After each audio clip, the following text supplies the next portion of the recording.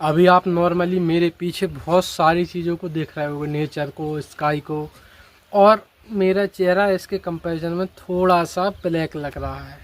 पता है क्यों? This is the use of back light. अगर मैं अपने कैमरे की थोड़ी सी ब्राइटनेस को कम कर दूं तो मैं यहाँ पे कम्प्लीटली ब्लैक दिख रहा हूँ, लेकिन इन सब के पीछे का रीज़न क्या है? Hey everyone, this is Adarsh. I hope आप सभी अच्छे होंगे। अभी मौसम काफ़ी अच्छा था और थोड़ी थोड़ी अभी बारिश भी हो रही है, जहाँ पे अभी मैं अपनी छत पे बैठा हूँ और ये वीडियो क्रिएट कर रहा हूँ। फ़िलहाल मैंने अभी रिसेंटली पिछले कुछ दिनों में, कुछ संडेज़ में कुछ वीडियो डाली थी लाइट के बारे में, जहाँ पे हमने लाइट के बिहेवियर को समझा, लाइट को यूज़ करना सीखा, और कुछ वीडियो पहले भी डाले थे जिसमें हमने डिफरेंट टाइप ऑफ लाइट्स को यूज़ करना सीखा। लेकिन जब आप लाइट्स को समझते हो, बेसिकली हम इसको बोलते हैं बेसिक्स ऑफ लाइट्स। जब आप लाइट को समझते हो, ड्राइंग को समझते हो, तो वहाँ पे आप चीज़ों को नेचर से समझो, रियल लाइफ से समझो, तो उसको थोड़ा सा आपको समझना डिफ़िकल्ट होता है। क्योंकि जो नेचर की कॉम्प्लेक्सिटी है वो बेसिकली जब आप नॉर्मल कोई ड्राइंग देखते हो, कोई आर्ट वर्क देखते हो या फ़ोटो से कोई चीज़ बनाते हो, उसकी कंपैरिजन में जब आप लाइव नेचर को देखते हो, जब नेचर में जाके लाइव चीज़ों को एक्सप्लोर करते हो, वो बहुत ज़्यादा डिफ़िकल्टी क्रिएट करती है। पता है क्यों?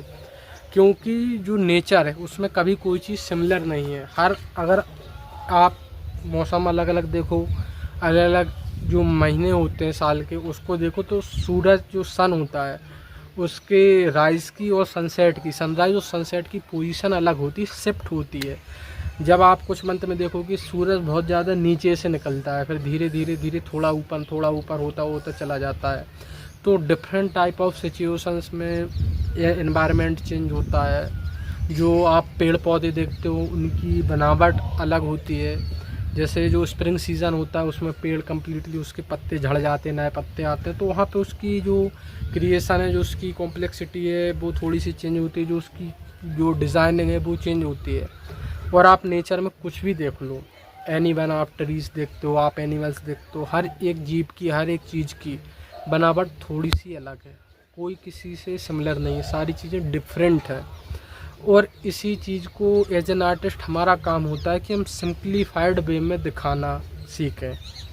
बेसिकली हम ड्राइंग का मतलब ये समझते हैं, जब आप मास्टर्स को, सीनियर आर्टिस्ट को सुनते हो, तो वो अक्सर एक चीज़ बोलते हैं कि आप जो है ओल्ड मास्टर्स के आर्ट वर्क्स को स्केच कीजिए, उनको ड्रॉ कीजिए, उनको स्टडी कीजिए। बट हम ये सोचते हैं ठीक है, हाँ उन्होंने बोला है तो कुछ तो रीज़न होगा, लेकिन हम कभी उस रीज़न को जानने की कोशिश ही नहीं करते, और इसी की वजह से मोस्टली आर्टिस्ट फेल होते हैं। अब सुनने में थोड़ी बातें जो अभी मैंने बोली थोड़ी सी कंफ्यूजिंग होंगी कि यार क्या बोल रहा है, कि नेचर का क्रिएशन कैसा है, ये वो फलाना ठिकाना। अब इसका आर्ट वर्क्स, ओल्ड मास्टर्स के आर्ट वर्क्स से क्या रिलेशन है? हालांकि देखिए, अभी स्टार्टिंग में मैंने आपको थोड़ा सा लाइट के बारे में बताया, यहाँ पे मैंने बैक लाइट का यूज़ किया।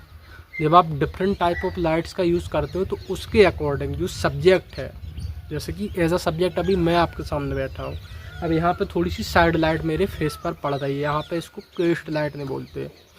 तो जब आप डिफरेंट टाइप ऑफ लाइट्स का यूज़ करते हो तो वहाँ पे जो आपका सब्जेक्ट है, जो सब्जेक्ट के चारों ओर का इन्वायरमेंट है, उसका बिहेवियर चेंज होता है, उसकी जो है ऊपर जो सारी डायमेंशंस बनती हैं, जो सारा जो आपकी लाइट के कारण जो सारी डेप्थ बनती है वो चेंज होती है। और इसी कॉम्प्लेक्सिटी को समझने के लिए ओल्ड मास्टर्स के बक्स को कॉपी नहीं बोलते, उसको स्टडी किया जाता है। हम अक्सर जब कोई चीज़ बनाते हैं, ओल्ड मास्टर्स का बक हम जब बनाते हैं, तो वहाँ पे आपको लगेगा कि आप कॉपी कर रहे हो, लेकिन जब आप उस चीज़ को समझ के करोगे तो वो कॉपी आपको जो अंडरस्टैंडिंग देगा, जो नॉलेज देगा, वो आप फिर रियल लाइफ में इम्प्लीमेंट कर सकोगे। जैसे कि कुछ एग्जांपल मैं आपको देता हूँ।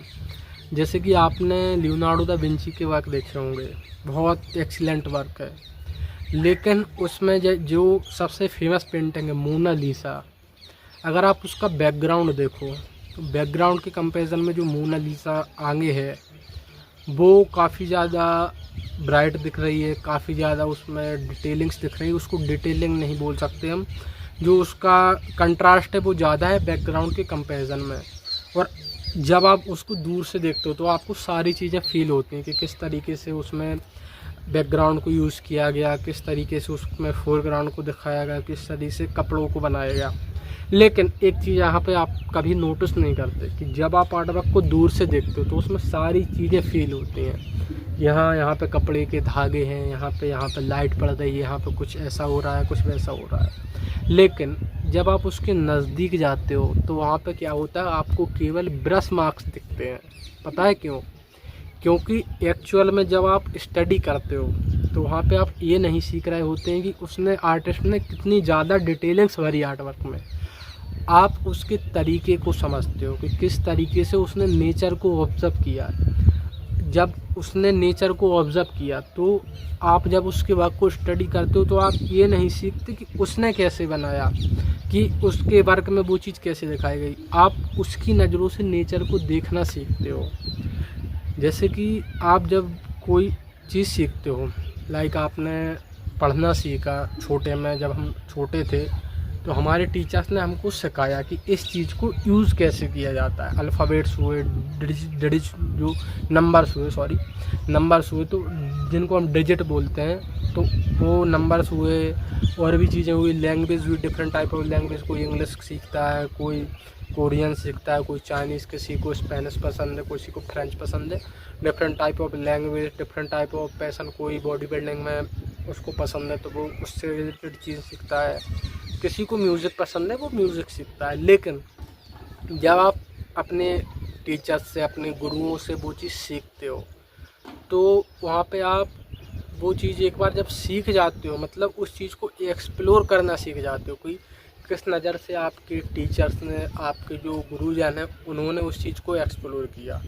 जब आप उनकी नज़र से उस चीज़ को देखना सीख जाते हो, फिर उसके बाद रोल आता है कि आप अब अपनी नज़र से उसको देखो, और जो अंडरस्टैंडिंग आपके टीचर्स ने आपको दी है उसके बेस पर उस चीज़ को एक्सप्लोर करो। जब आप मास्टर्स के वर्क्स को स्टडी करते हो तो वहाँ पे आपने देखा, उसको बनाया, तो आपने उस तरीके को देखा कि उसने किस, मान लीजिए विंची हुए, उन्होंने अपनी पेंटिंग में लैंडस्केप को बैकग्राउंड में किस तरीके से दिखाया, कैसे ब्रश मार्क्स का यूज़ किया, कैसे उन्होंने डेप्थ को क्रिएट किया, कैसे उन्होंने लाइट को यूज़ किया। और नेचर में आप जब एक्चुअल में बैठते हो तो जो चीज़ें जैसी आप पिक्चर में देखते हो, नेचर में उससे थोड़ी डिफरेंट होते हैं। लाइक आप लाइट का एक एग्जांपल लीजिए, आप फ़ोन में डिफरेंट टाइप ऑफ सेटिंग्स का यूज़ करके, अलग अलग टाइप के कैमरास का यूज़ करके, या नॉर्मल फ़ोन में ही थोड़ी बहुत एडिटिंग करके एक छोटी सी सिंपल सी पिक्चर को बहुत, उसमें कलर्स को एक्सट्रीम लेवल पर खूबसूरत बना सकते हो। लेकिन जब आप नेचर में एक्चुअल में बैठते हो तो कलर उतने ज़्यादा ब्राइट होते ही नहीं जितने हमको दिखते हैं। स्काई कभी बहुत ज़्यादा नीला होता ही नहीं, वो थोड़ा सा फेड रहता है।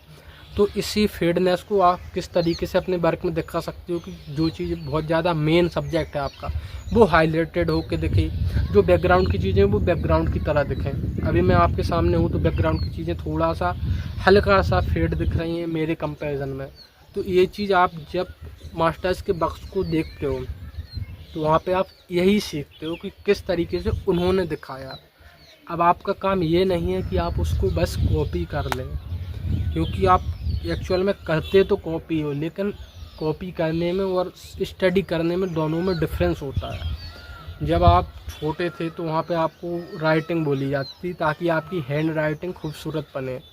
तो आपने लिखा Ram is going to house, different type of Ram is a boy, या कुछ भी आपने देखा तो उसमें जो कुछ आपका लिखा है उसने आपने एग्जैक्ट कॉपी किया। लेकिन वही आप कुछ ऐसी चीज़ें पढ़ रहे हो जहाँ पे आपको कुछ कैलकुलेशंस करनी पड़े, लिखना वहाँ पे भी पड़ेगा, लेकिन वहाँ पे आप साथ में सीख भी रहे हो। तो यही थोड़ा सा डिफरेंस रहता है स्टडी और कॉपी में। जब आप हर लाइन के पीछे का रीज़न सीखते हो कि यहाँ पे इस लाइन को इस तरीके से दिखाया गया है, लाइक हाथ की मूवमेंट है, या वहाँ पे कोई मसल है, या हाथ किसी कारण से बहुत ज़्यादा स्ट्रेस में, मतलब उसमें खिंचाव पड़ा रहा है तो मसल्स अलग टाइप से दिखेंगी।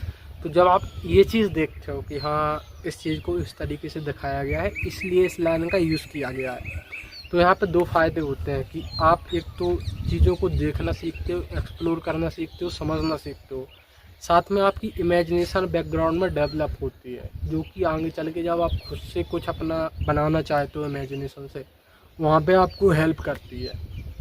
इसलिए जितने भी सीनियर आर्टिस्ट हैं, जितने भी मास्टर्स हैं, वो आपको यही बोलते हैं कि ओल्ड मास्टर्स के वर्क्स को जितना ज़्यादा आप सीख सको, समझ सको, चाहे वह आर्ट की इंडस्ट्री हो, विजुअल आर्ट्स की हो, या म्यूज़िक की हो, या डांस की हो।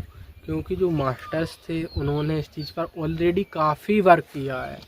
तो जब उन्होंने वर्क किया तो उन्होंने जो चीज़ समझी है, अब हमारा काम है उससे सीख के फिर उस चीज़ को और आगे समझना।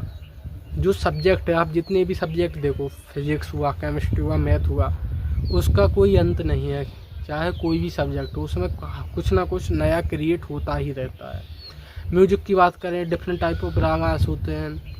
उन्हीं रागास को जोड़ के, 2 राग को जोड़ के कोई तीसरा राग बनता है, उन 3 को जोड़ के कोई चौथा राग बनता है। Different type of dance style को मिला के कोई अलग डांस स्टाइल बन जाता है, जिसका नाम कुछ अलग दे देते हैं।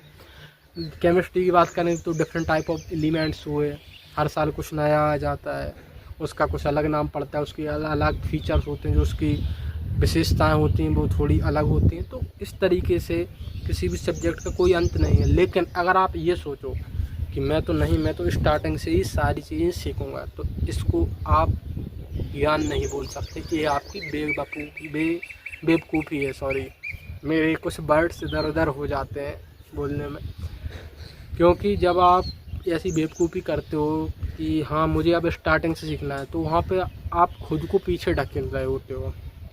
क्योंकि जो चीज़ें ऑलरेडी एग्जिस्ट कर रही हैं तो उनसे सीखिए ना, समझिए, उससे सीखिए कि किस तरीके से कैसे क्या किया गया। जब आप उसको सीख जाओगे तो फिर आप खुद से भी सारी चीज़ों को और आगे एक्सट्रीम लेवल पर ले जा पाओगे, उसको समझ पाओगे और दूसरों को भी समझा पाओगे। और देखिए, आप जितने भी मास्टर्स को देखो, रेम्ब्रांट के वर्क हैं, उन्होंने अपने वर्क में लाइट को बहुत अच्छे लेवल पर दिखाया है। आप क्लाउड मोनेट के वर्क को देखिए तो उसमें इम्प्रेशनिज्म को दिखाया गया है, मतलब जहाँ पे आप बहुत ज़्यादा रियलिज्म पर काम नहीं करते, जो कि आप विंची के वर्क में देखते हो। वहाँ पे जैसे कि फूलों को दिखाया गया है तो जस्ट कुछ ब्रश मार्क्स के बेस पर दिखाया गया है। आप जॉन सिंगर सर्जेंट के वर्क देखो तो वहाँ पे उनकी वर्क्स में आप एक चीज़ देखोगे कि कहीं पे अभी डिटेलिंग्स नहीं की गई है, लेकिन हर जगह पे आपको डिटेलिंग्स का फील आएगा। जब आप उनके पोर्ट्रेट्स हुए और भी वर्क्स हुए उनको देखते हो, या वाटर कलर वर्क्स हुए, तो वहाँ पे ब्रश मार्क्स का यूज़ बहुत ज़्यादा किया गया है। तो वहाँ पे ब्रश स्ट्रोक्स तो आपको देखने को मिलेंगे, लेकिन आप जब दूर से देखोगे तो आपको ये लगेगा ही नहीं कि यहाँ पे ब्रश स्ट्रोक्स का यूज़ किया गया है। तो यही सारी चीज़ें आप सीखते हो फिर कि किस तरीके से उन्होंने दिखाया। जब आप देखते हो कि उन्होंने कपड़े में किस तरीके से लाइट को केवल ब्रश स्ट्रोक्स का यूज़ करके दिखाया, तो फिर आप उसको खुद भी ट्राई करते हो, वैल्यूज़ को समझते हो। तो ये सारी चीज़ें जब आप बेसिक्स क्लियर होते हो उसके बाद करते हो, तो जब आप ये चीज़ें करते हो तो फिर आप खुद से भी वो जब बार बार प्रैक्टिस करते हो तो वो आपकी भी इम्प्रूव होती है, फिर आप उसको अपने तरीके से यूज़ कर पाते हो। तो और भी आर्टिस्ट हैं जैसे कि विंसेंट वैन गॉग हुए, तो उनका वर्क तो बहुत ज़्यादा डिफरेंट है। वहाँ पे तो केवल ब्रश स्ट्रोक्स, तो उनकी मेंटलिटी क्या रही, उनके थॉट्स क्या रहे, तो वो भी चीज़ें समझना ज़रूरी है। एक बहुत अच्छे आर्टिस्ट हुए JMW टर्नर, तो उन्होंने अपने वर्क में धीरे धीरे लाइंस को कम किया। उनके वर्क में ब्लरीनेस देखने को मिलेगी आपको। तो यहाँ तक कि उन्होंने समुद्र के भयंकर तूफान को, समुद्र की चीज़ों को दिखाने के लिए कि किस तरीके से वह एनवायरनमेंट होता है, तो उस तूफान को एक्सपीरियंस करने के लिए उन्होंने खुद को एक शिप के ऊपर बांध दिया भरे तूफान में, ताकि वह ये चीज़ देख सकें कि किस तरीके से एक तूफान का एनवायरनमेंट होता है। तो ये भी अपना एक जुनून है जो कि हमें ओल्ड मास्टर से सीखने को मिलता है।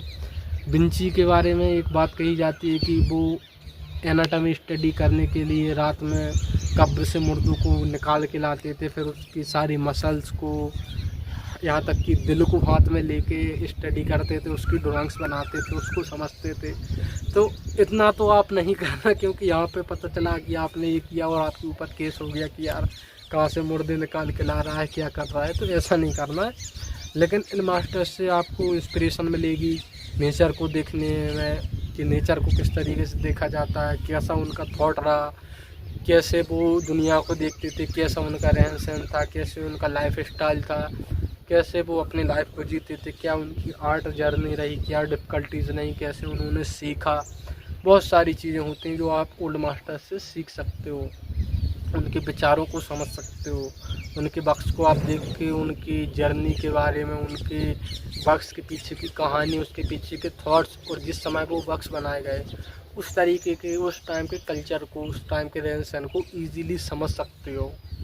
तो बहुत सारी चीज़ें होती हैं जो कि मैं बार बार कहता हूँ कि अपने मास्टर्स के बक्स को स्टडी कीजिए, क्योंकि बहुत सारे लोग होते हैं जो किसी और की ड्राइंग, लाइक उन्होंने सर्च किया easy drawing for beginner artist, तो कोई यहाँ पे चिड़िया बनी आ गई जो सिंपल लाइन्स पर, तो उस चिड़िया को बनाना है तो वो सिंपल है बनाना। आप उसको जब रियल लाइफ से बनाओगे तो आप उसको समझोगे कि हाँ ये चीज़ है तो इसको हम कैसे बनाएं। अब आप मशीन नहीं हो कि हाँ उसने कॉपी किया उसकी ड्राइंग है उसको ही देख के मैं बना लूँगा। आप जब नॉर्मली किसी पर्सन की ड्राइंग जो सीख रहा है ऑलरेडी, तो वहाँ पे गलती होना तय हो। जब आप उसकी ड्राइंग से अपने ड्राइंग को बनाते हो तो वहाँ पे आपकी गलती होना कॉमन सी बात है, कोई बड़ी बात नहीं है। इसलिए किसी और की ड्राइंग से अगर आप स्टडी कर रहे हो उसको स्टडी करना बंद कीजिए और मास्टर्स के बक्स को स्टडी कीजिए।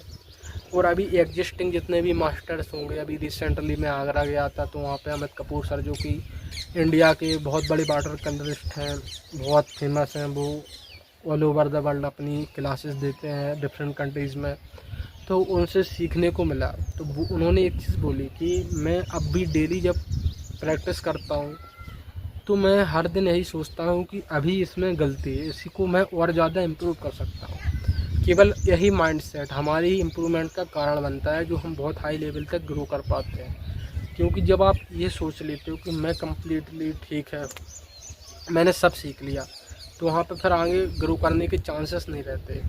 और ओल्ड मास्टर्स की जब आप जर्नी को देखते हो तो वो कंटिन्यूसली वर्क कर रहे होते हैं अपनी, जब तक वो मर जाते हैं, उनकी डेथ हो जाती है, तब तक वो काम ही कर रहे होते हैं, सीख रहे होते हैं। तो उनका पूरा लाइफ उस चीज़ में डेडिकेटेड रहता है। और उनके बक्स को एक और रीज़न है जिसकी वजह से हम देखते हैं, समझते हैं कि आप जब अच्छे बक्स को देखते हो, लाइक अगर आपने मेरे वर्क को देखा जो उस एक्सट्रीम लेवल पे इम्प्रूव अभी नहीं होगा, जो कि मास्टर्स का वर्क है, तो मैं भी प्रैक्टिस कर रहा हूँ, आप भी प्रैक्टिस कर रहे हो। मैं कुछ लेवल आपसे ऊपर होऊंगा, आप मुझसे कुछ लेवल नीचे हो, मुझसे भी कुछ आर्टिस्ट होंगे जो और ज़्यादा सीनियर आर्टिस्ट होंगे, अच्छा कर रहे होंगे। तो जब आप नॉर्मल किसी पर्सन का आर्ट वर्क देखते हो, और इवन जब आपके घर वाले होते हैं वो हमेशा आपके वर्क को अच्छा ही बताते हैं, आपके रिलेटिव्स हैं, वो इस तरीके से दिखाते हैं कि आप बहुत एक्सट्रीम लेवल के आर्टिस्ट हो। और यही छोटी सी चीज़ आपकी जो ग्रोथ है उसमें रुकावट बनती है बहुत बड़ी, क्योंकि यहाँ पे फिर आपको थोड़ा सा खुशी होती है कि हाँ मेरे वर्क को अप्रिशिएट किया जा रहा है। लेकिन अगर आपको एक्चुअल में इम्प्रूव करना है तो एप्रिसिएशन से ज़्यादा ज़रूरी है आप खुद को कितना ज़्यादा क्रिटिक करते हो, मतलब आप खुद के लिए कितना ज़्यादा क्रिटिक हो। हाँ मैं ड्राइंग की प्रैक्टिस कर रहा हूँ, दुनिया मेरे वर्क को बहुत अच्छा बोल रही है, लेकिन मुझे पता है कि मैं इससे बेहतर कर सकता हूँ। और जब आप ओल्ड मास्टर्स के बक्स को देखते हो तो एक्चुअल में आपका टेस्ट डेवलप होता है कि हाँ इस तरीके का कि भी वर्क किया गया है, मैं भी इस चीज़ को कर सकता हूँ। तो इससे आपको खुद पता रहता है कि अब मुझे खुद पर कितना ज़्यादा प्रैक्टिस करने की ज़रूरत है, मुझको कितना ज़्यादा इम्प्रूव करने की ज़रूरत है। आपने एक चीज़ सुनी होगी जिस कूप मंडूक का एक वर्ड है, कूप मंडूक काफ़ी ज़्यादा यूज़ किया जाता है, जिसको हम बोलते हैं कुएँ का मेंढक होना। इसका मतलब होता है कि एक मेंढक जो केवल कुएँ में रहता है तो उसको केवल वही कुआँ पूरी दुनिया लगती है, लेकिन उसने जब कभी कुएँ के बाहर निकल के देखा ही नहीं कि आगे क्या है, कितना खूबसूरत वर्ल्ड है, तो वो कैसे बता सकता है कि कैसी चीज़ें होती हैं। तो कहने का मतलब इतना है कि कूप मंडूक मत बनिए, different type of artist style, like आप इम्प्रेशनिज्म को देखिए, एक्सप्रेशनिज्म को देखिए, रियलिज्म को देखिए, वाटर कलर्स को देखिए, डिफरेंट टाइप ऑफ आर्टिस्ट जो ऑल ओवर द वर्ल्ड। सबको कॉपी नहीं करना है, सबको नहीं समझना है।